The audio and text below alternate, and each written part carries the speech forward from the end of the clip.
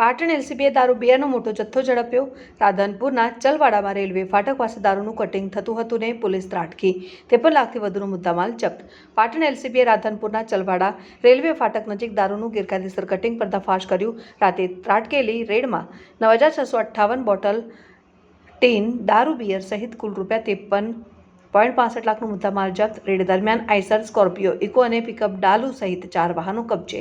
સ્થળ ઉપરથી 50 plastic caret પણ જપ્ત કરાયા। દારૂની કિંમત 21.65 લાખ અને વાહનોની કિંમત 32 લાખ। ચોક્કસ બાતમીના આધારે પીઆઈ આરજી ઉનાગરના માર્ગદર્શન હેઠળ એલસીબી ટીમની રાધનપુરમાં સફળ કાર્યવાહી। ચલવાડામાં મોટી દારૂ હેરાફેરીનો પર્દાફાશ।